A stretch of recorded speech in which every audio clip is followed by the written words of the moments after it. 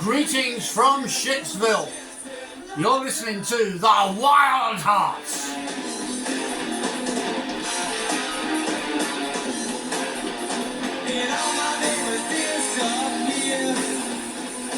So, I've called today's review, pop pickers and fun seekers, I've called today's review Wildhearts versus everything, because they've been going for over 30 years on and off, and they seem to be just about anti-everything.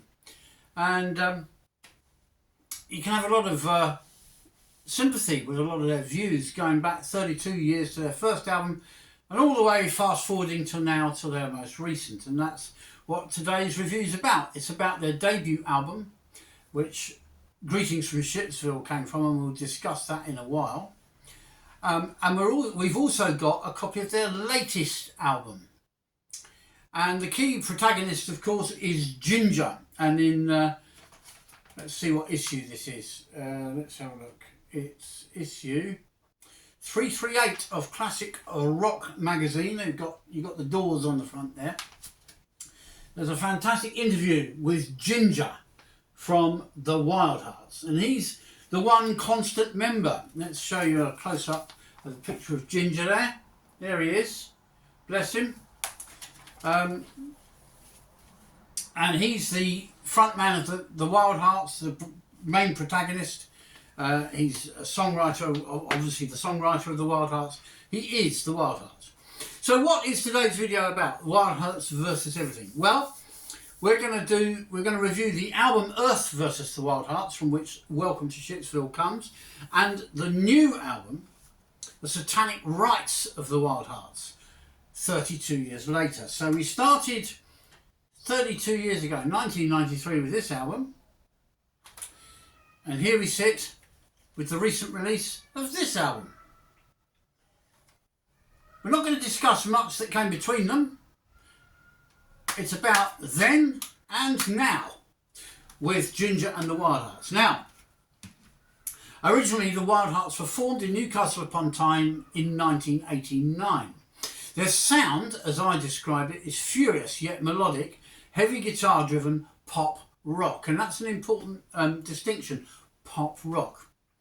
Now, I've heard things from the band on and off over the years, and because I'm a subscriber to the fantastic Classic Rock magazine, I know a little bit about them, and I know that they sporadically produce an album, and Ginger has then gone off and done other individual projects on the side.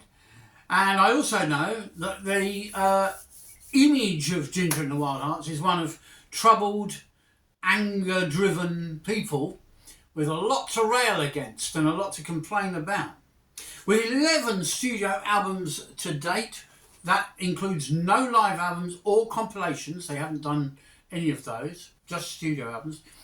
This crazy bunch of reprobates, as I call them, who dub themselves the Bay City Rollers of heavy metal, by the way, I'd argue with the metal bit. I'd say more heavy rock. They violently broke into and then trashed the headquarters of Kerrang! Magazine back in the 1990s. And this was amid stories of debauchery, drug abuse, internal strife and internal violence within the band itself.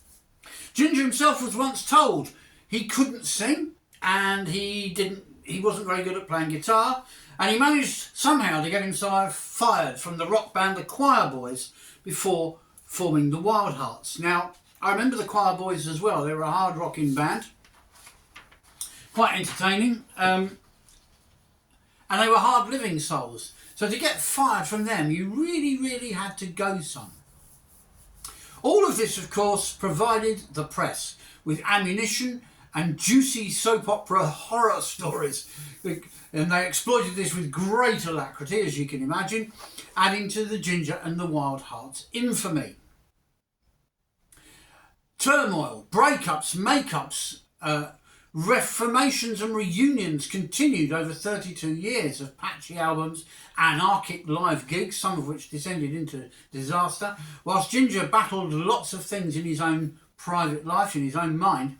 He battled depression, mental health, stormy relationship issues, mostly expressed using the release valve of his sharp lyrics and his propulsive musical style.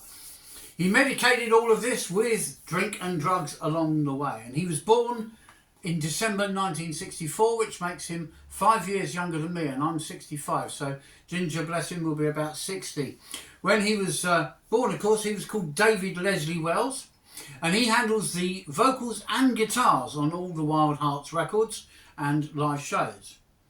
Although he has, as we said, pursued some solo and collaborative side projects, but he's generally ended up going back to and reassembling the Wildhearts in one form or another. And yet, he remains the only constant member. The lineup of the Wildhearts is nothing like it was 32 years ago. It's changed so much and so many times. Almost a revolving door of members. But here we review the debut album and the very latest Wildhearts release, finding them both to be incisive, witty and robust. Both albums stand up incredibly well. Fierce, rampant, heavy rock riffing and pure pop for now people is how I've described the melodicism which sits side by side in the same song with the heavier riffing and the growling vocals, whilst it informs us and entertains us and thrills each time you hear it. The more you listen to it, the more you're thrilled. This is rock and roll music as it should be, with health warnings. So that's what rock should do. It should make you sit up, wake up and smell the coffee. So we start with Earth versus the Wildhearts. Here it is. And this is a new issue of the album on CD with a bonus disc. Now the second disc, the bonus disc, I haven't explored yet, but it includes B-sides and some lesser known tracks, more rare sort of tracks that have not previously been maybe put on an album before. But the first disc is the entire debut album plus the standalone single that came out at the time, which we will also talk about in a few moments. We've been playing a bit of Greetings from Shitsville, and we will soon come to that very soon and discuss what that's about. So this album then was released in August 1993. It was released on the East West Records label. And the sleeve picture, which you can't see very well because it's quite a dark picture and we're quite dark here, but it features a disturbing picture of somebody's face with barbed wire across it, a scorpion crawling across one eye. There's like a kind of cockroach bug thing about this large crawling across the other eye, and it's all a bit disturbing. And from the sci-fi quote 50s and 60s films which had amazing titles, Ginger decided to call it Earth versus the Wildhearts. And that's not too misleading actually, because on this album they're full of being versus things, as we're going to discuss. Ginger then was the lead vocalist, guitar and all the songwriting. Chris Jagtar Jagdar, known as CJ, was guitar and backing vocals, and Danny McCormack was their bass player and also backing vocals. Their drums were handled by a guy they called Stiddy, Andrew Stidwell, his nickname being Stiddy. So this is what I would describe as a hyperactive album of all original songs, they don't do covers, which swing with a kind of piratical swagger, a glam punk aggression, with angst, bravado. It's the sound of a band of misfits, really, carping and commenting on about a life of disillusionment, substance abuse and self-harm. Like a drag racing muscle car, the Wildhearts hurtle through 12 tracks on this album, on this reissue CD of the original album, with venomous thorns sprouting out of them like porcupine spikes. Ouch, you might say. So what were we playing at the beginning? I think I said it was called Greetings from Shitsville, didn't I? So let's get to back to that track. Let's go to about 2 minutes in, and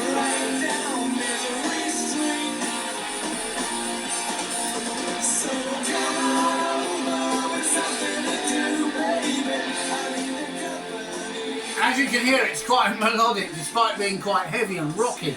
Greetings from Shitsville, basically the lyrics deal with a northerner's impression of living in London when he first moves down there. They sing about wallpaper hanging off the wall, things that don't work. It's an essential punk style rap, is what I've called it.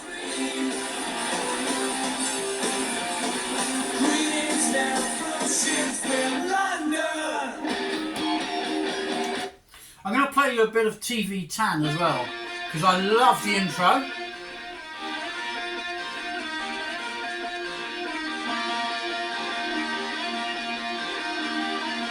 Listen to that, that's great.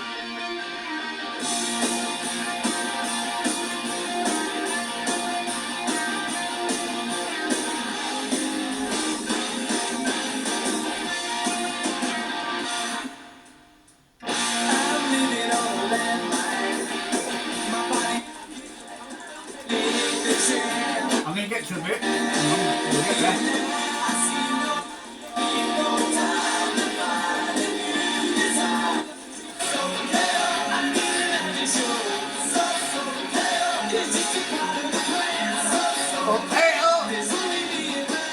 Alright, that's the bit I wanted you to hear. We're finished now. We're going to go on to the next track, Everlone. So you see how they're the basic rollers of heavy rock, very melodic. This track features a very heavy riff.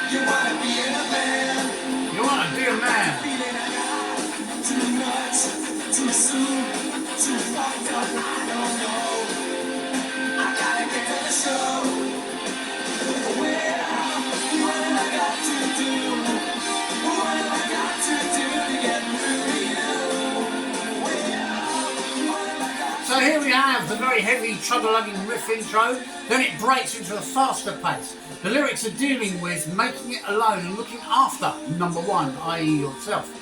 It's a stoical in-your-face track.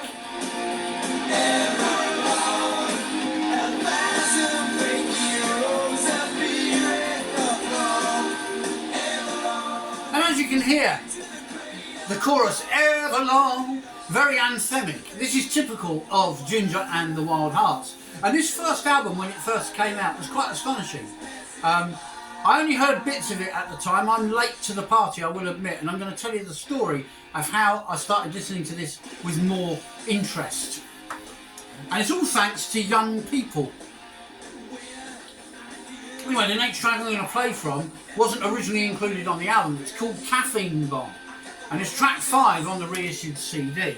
So let's go to that now. This track then is called Caffeine Bomb.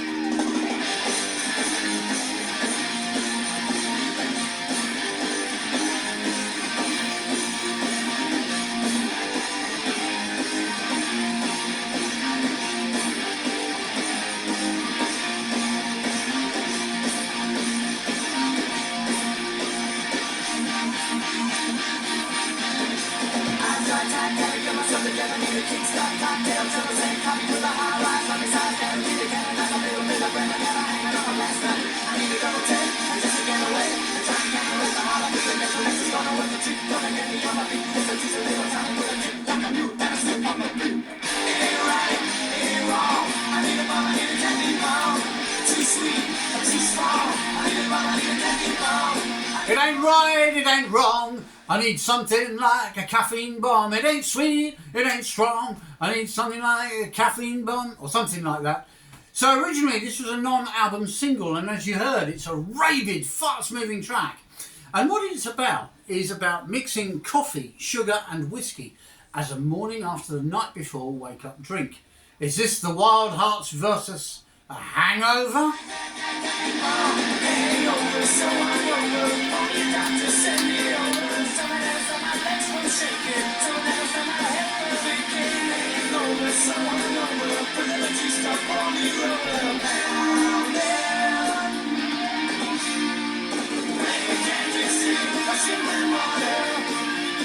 I like that bit where he sings about being so hungover, and then in that bit just now, he's going he couldn't take no water.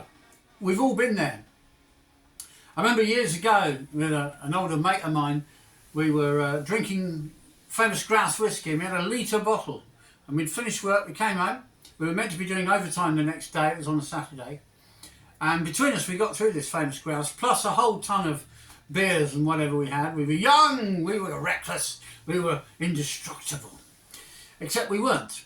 And instead of turning up for 9 o'clock the next morning for our overtime, we eventually awoke at 2 in the afternoon, incredibly hungover, where we couldn't even keep water down. And so we had to go to the pub and slowly sip a pint of beer over about an hour. We could have done with a caffeine bomb that day, I think. Here's the end of that track. Wow. That's something else, isn't it? So Caffeine Bomb was a standalone single. It's now included on the reissue of the CD on Cherry Bomb Records.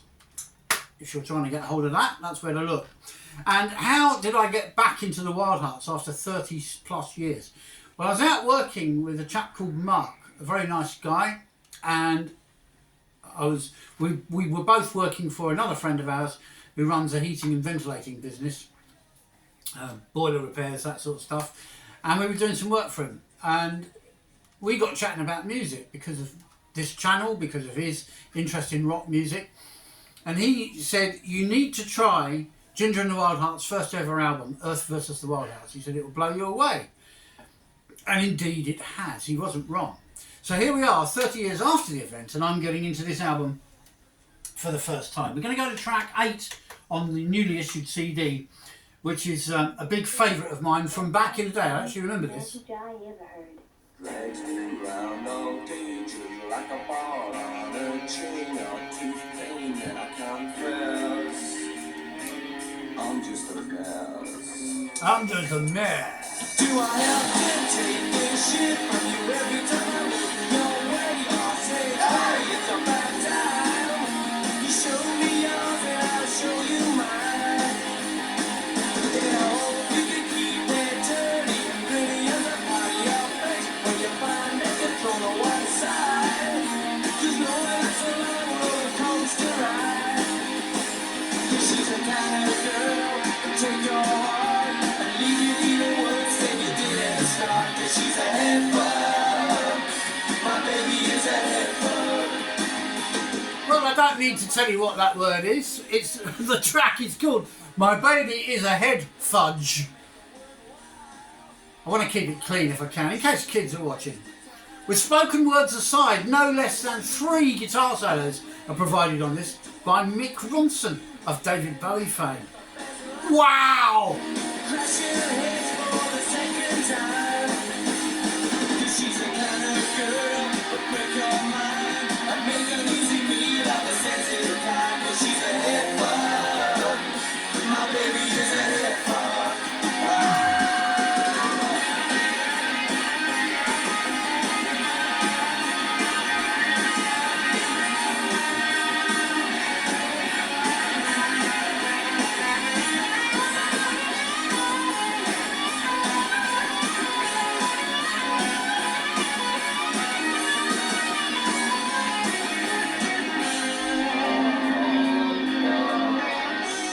You know what? I don't know, I've spoiled you lot. What a song, what a lyric! Ow! And then we're into a Mick Ronson lead guitar break. I'm not playing you anymore, you don't deserve it. You've got to buy this record and listen to it yourself if you want the rest of his guitar lead breaks on that track. The song basically deals with a crazed, obsessed girl, groupie type character, maybe a bit of a narcissist even, with almost narcissistic tendencies.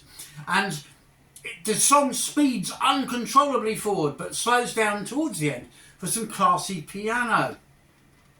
It's an absolute all-embracing rock and roll track. You've got everything from the melodicism of the Bay City Rollers, the punk snottiness of the Sex Pistols, the venom of angry young and old men, and all about obsessive girls. Pretty sexist at the same time, a bit misogynist almost, I suppose. Well, we've got to come to something to sum up the album, and I think this track does it rather well. It's track 11 on the reissued CD, and it's called Drinking About Life. I can't think of a better way of dealing with life than having a drink. I've had a pint about an hour ago. I had a pint, as it goes. Anyway, here we go.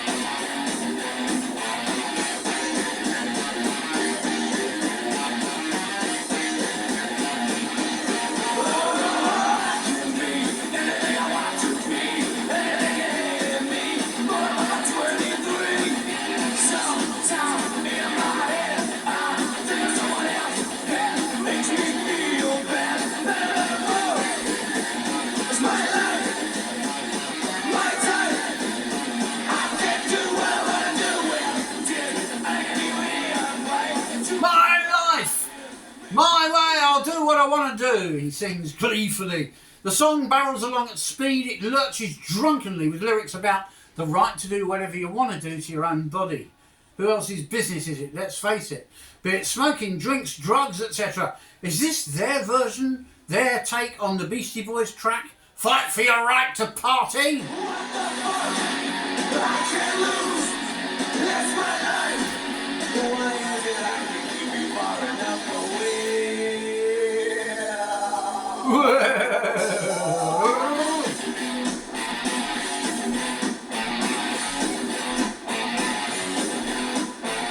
I mean, come on, man. I'm going to be 66 anytime soon, and I just want to go out and rock and party with this track. It's fantastic.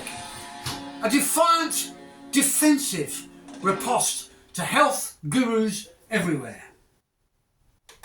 So there we are. I think we've summed up pretty well some of the best cuts on Earth versus the Wildhearts. That's the other bit of artwork right there. With the reissued CD, you get obviously a little booklet full of information. There's a rather gory sort of heart there, a wild heart no less. And there's quite a bit of narrative in here all about Ginger and the Wildhearts. As I said, it's a double CD reissued, so you're getting two discs for the price of one. The second one deals with some rarities and B-sides and stuff, and I suppose we ought to tell you what's on these CDs. So we started with Greetings from Shitsville. We had a little bit of from TV Tan. Everlone, a good heavy track that.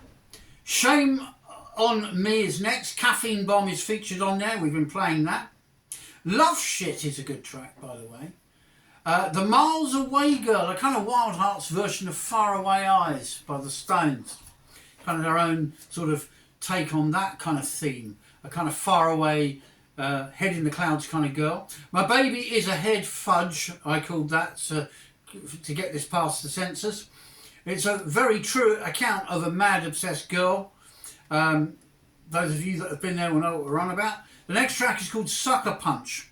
All with the punk angst of the Pistols, the melodicism of the Bay City Rollers, all wrapped into one mad album. News of the World comes after that, and yes, it is about journalism and newspapers and the like. The News of the World still existed then. Drinking about life, the right to do what you want to do, when you want to do it, who cares what anybody else thinks. And I Love You Until I Don't. Interesting. Perhaps that's all about saying you love somebody to get what you want, and then you can forget the whole idea afterwards. Yeah, a common tale, and no doubt something which Ginger and his Wildhearts have lived. So that's Wildhearts versus the Earth. We now come bang up to date to a very different Ginger these days.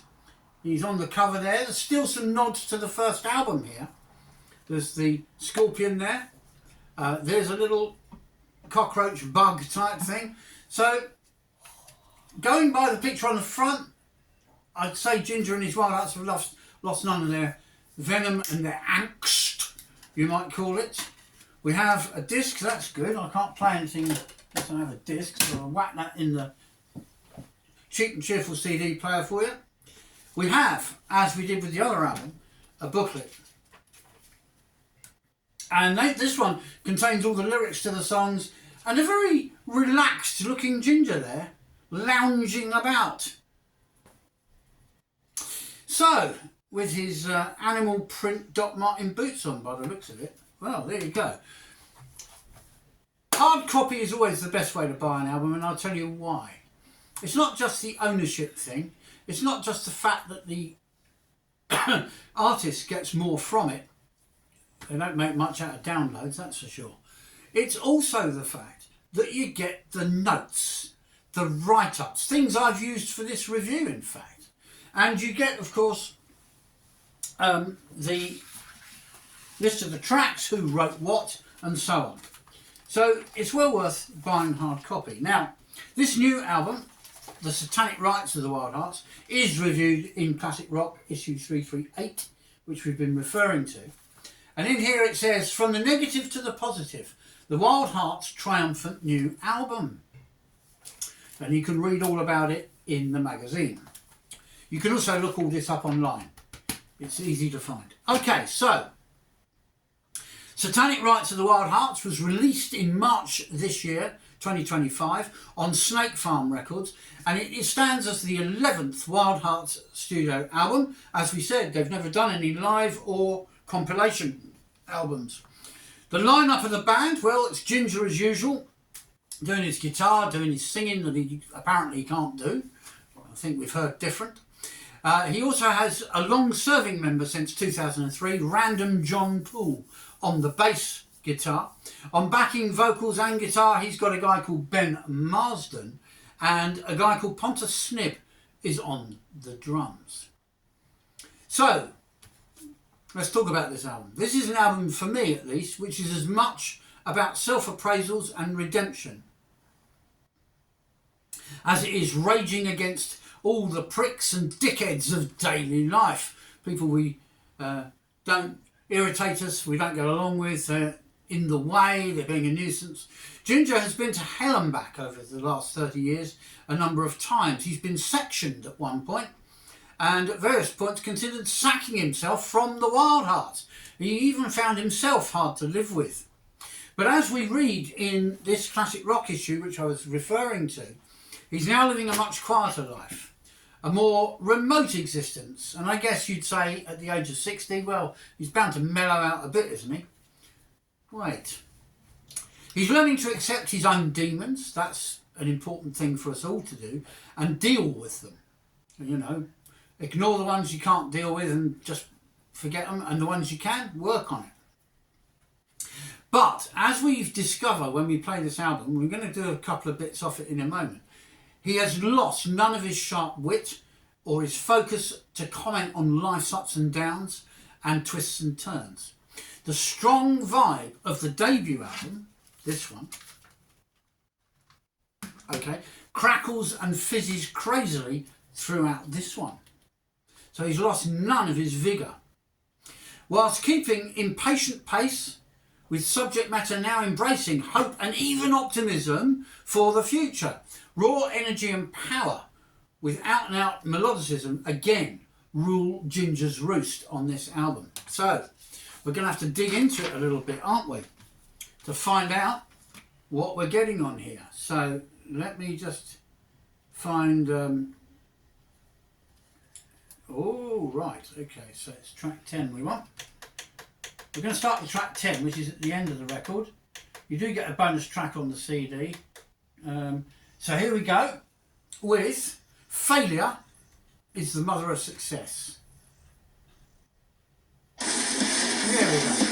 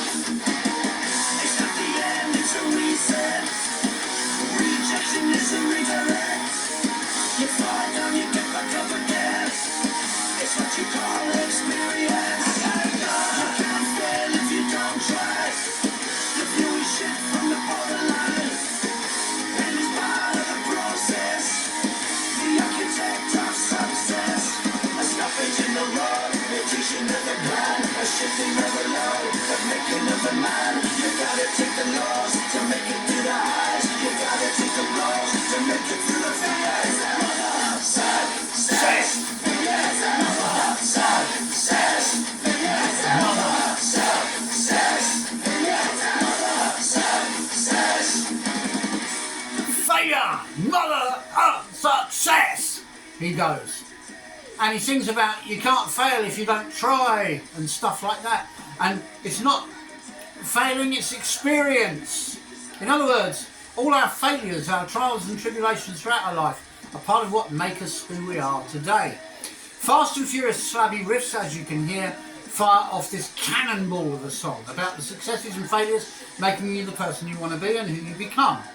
The mood shifts and pace changes in different parts of this song without losing the strong vibe, eventually returning to a pop style tunefulness towards the end.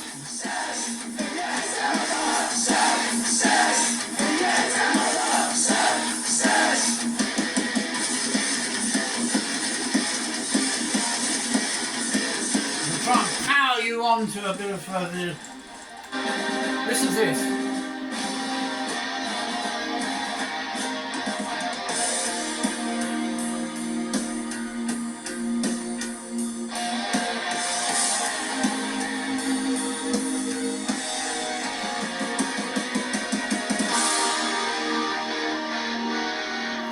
Guitar there, listen to that.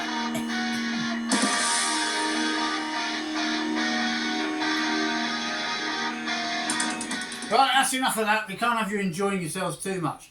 So, what a track. Does anybody remember the fall and rise of Reginald Perrin on the TV and the character in it, CJ, who used to say, I didn't get where I am today without whatever it was? Well, that's what this song is.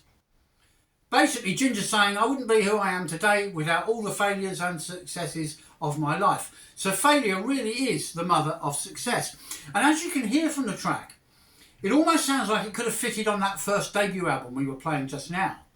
It's still got all the vinegar, vigour and venom of the early Wildhearts. None of it is lost.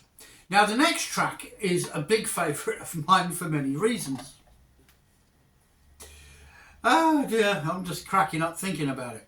It's track 5 on the new album from the Wildhearts, and I'll just play a bit and then tell you why I love it so much.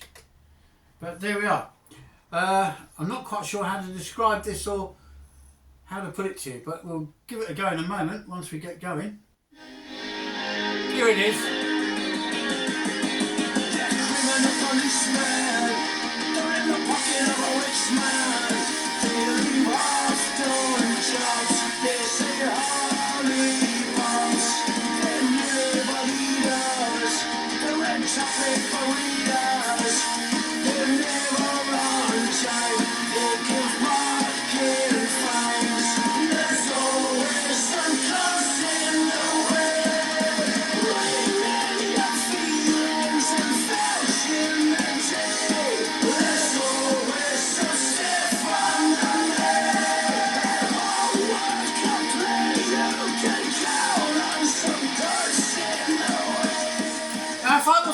telling you this album now and telling you all about it, let's suppose you heard that somewhere and you'd never heard it before, and you heard that in the distance on a boombox somewhere. You'd think, gosh, that sounds like a punk band from the 70s. There's always some KUN and all the rest in the way. He sings about people calling holidays hollybobs. He says he hates the police who are in the pocket of the rich men. This is a 60-year-old man.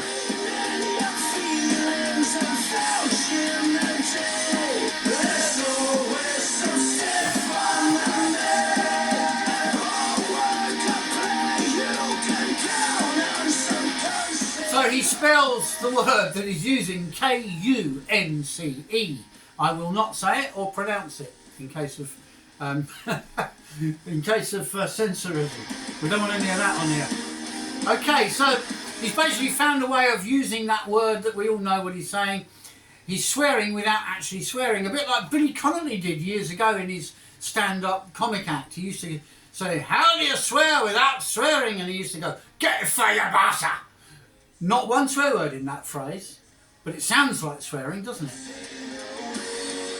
There's always some "get it for your butter" in the way.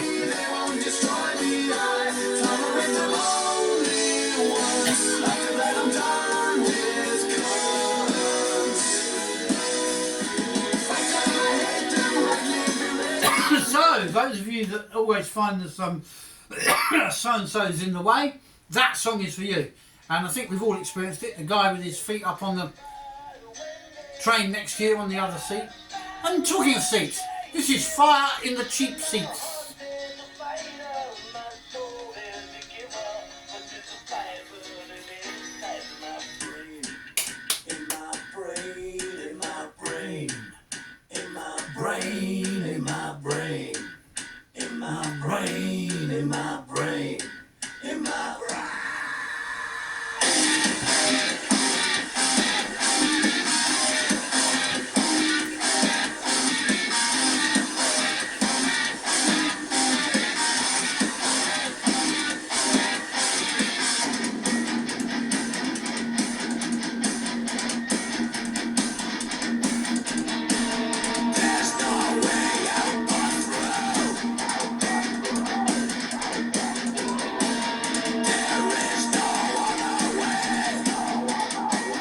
This song is about schizophrenic feelings and a frenetic thumping in your head, which makes it into a frenetic thumping rocker.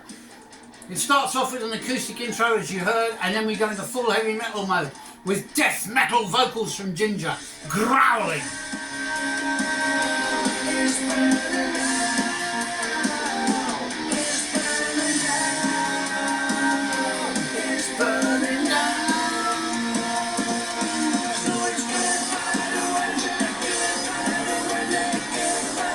And then, as you hear there, it goes all melodic when he sings "It's Burning Down." And it's all about stuff burning in your head. There's no actual fire anymore.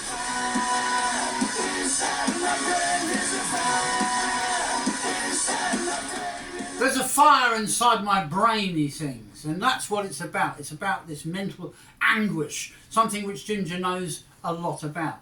And whenever we get frenzied and upset, that's what it's like, isn't it? It's like a fire in your brain. Ginger knows what he's talking about, you know. Oh, yeah. He's been around, that lad, you can tell. The next track we're going to sample from is called Scared of Glass. It's a solid riffing track with a wonderful anthemic set of whoa-woes in it, which I absolutely love. And it narrates the feelings of inner madness, where all attempts and treatments fail completely to control the helplessness that you feel. And therefore the treatments and the attempts to deal with this all end up culminating in the same outcomes. The song closes with a melodic chanting of "all day, all night, oh yeah, all right." And it's absolutely irresistible. And that's the track we're going to finish on, Folkengtons. So let's find that now. Yes, it's track 2 on the new album. Let's get going on it. Give it a bit of a go and see what we think. Here we go. I love this intro.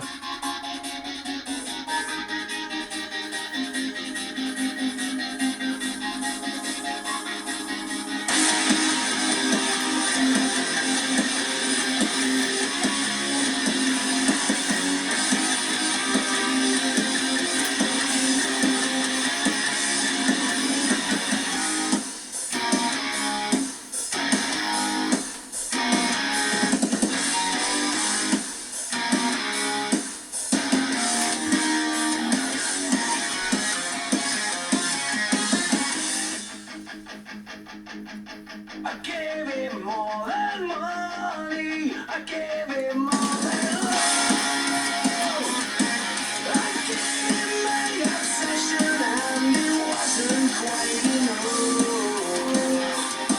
I gripped that thing to be knuckles away, with the fear of the flow I held on too tight to let go of the storm.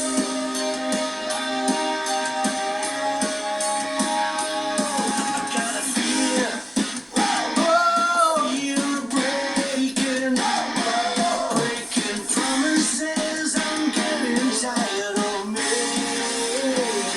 I got a fear.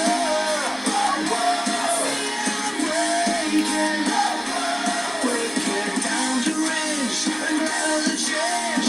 All day, all night. Oh yeah, alright. That sounds nice.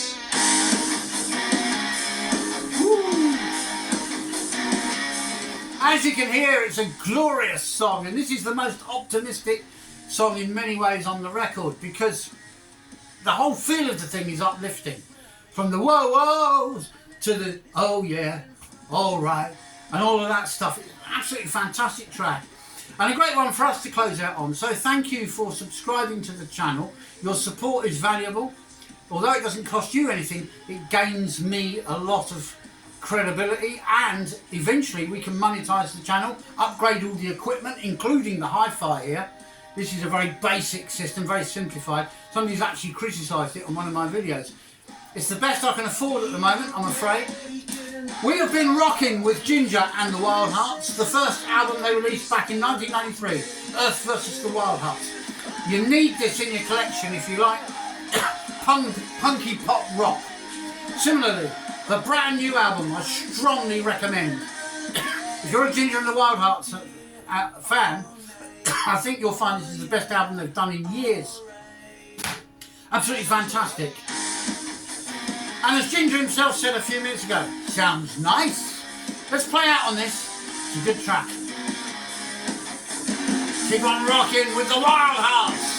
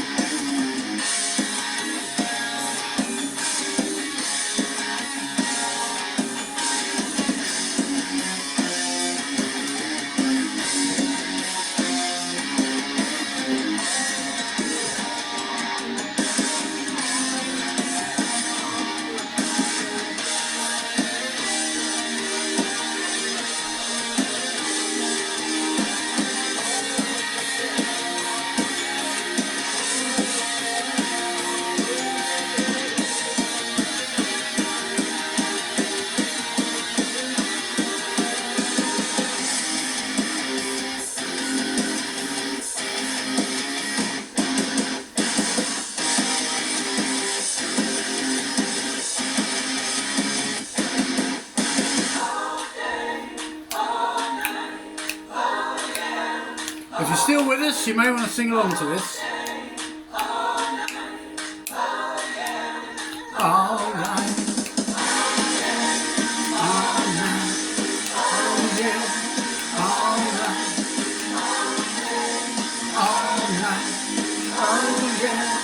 Alright. Thank you, folks.